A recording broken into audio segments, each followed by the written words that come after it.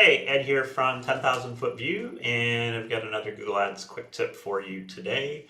Just before I jump in, a reminder to please like our content and subscribe to the channel. We post about Google Ads at least once every week. Okay, so today I'm going to be talking about Performance Max URL targeting and how to control that.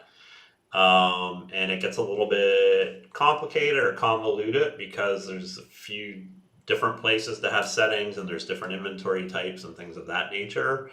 And more importantly, I want to talk a little bit about when you should be using URL expansion, i.e. targeting a whole bunch of URLs on your website versus not doing that. And when you are doing it, the exclusions you may want to consider. So first off, I'm already in like a PMax settings for this account, or this campaign rather, and this one is not a shopping campaign. If you're running shopping, you would obviously have a merchant center linked here that would pick up your feed.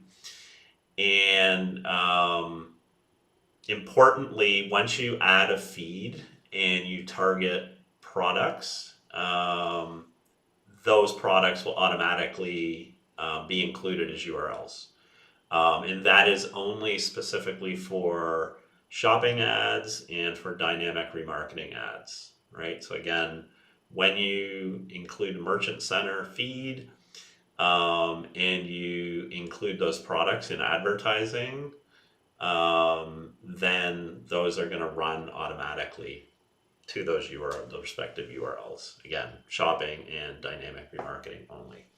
So outside of shopping, there are a few other controls that you have for setting what URLs you want to target. Google would prefer that all advertisers use URL expansion, which means Google can run ads to every single URL on your website, which I would advise against. Particularly for lead generation, if you are going to send users to like one or two landing pages primarily, you have two offers or one offer, there's no need at all to use URL expansion because you're just essentially pointing potential customers to a landing page that's going to convert worse than your main target landing page. So I would just really not do it in most circumstances. There's always edge cases where you may want to do it if you have like an extremely large site. But there again, you would typically have a whole bunch of pages with different offers, so it makes sense. So again, if you're doing lead gen, you have one or two pages, just put those pages in your asset groups and don't worry about URL expansion. So let's say that you do have a shopping site or you have a large website with many different pages with offers on them and you want to freely run that inventory. Then in order to do that, you have a couple of options. So the first option is not this one. The first option is to use a page feed. And with a page feed, what you can do is you can make a listing of all the pages you want to target and then just include the page feed here. And then those URLs will automatically be included. And nothing else will get advertised except for the URLs you include in your asset groups, right? So wherever you have an ad set up in there, those would obviously be included as well. So that's one way to do it. Another way to do it, which is much more common, is to activate automatically created assets because it is required when you're running dynamic ads. And then final URL. And now by default, Google can target every single page of your website, which is probably not what you want. So you're going to create some exclusions. And there are a few different ways to do this. So you can create a list of URLs you want to exclude. And that's a bit of a manual thing. If you have a small website, it's probably not a big deal to just like maybe include your contact page or about us page, your login screen page, stuff like that you definitely don't want to send people to as an initial visit. and just add those here and then save them. If you are using a feed, and in that feed, which I talked about earlier, you have pages that you don't want to serve, you can create a custom label in the feed and then exclude those here.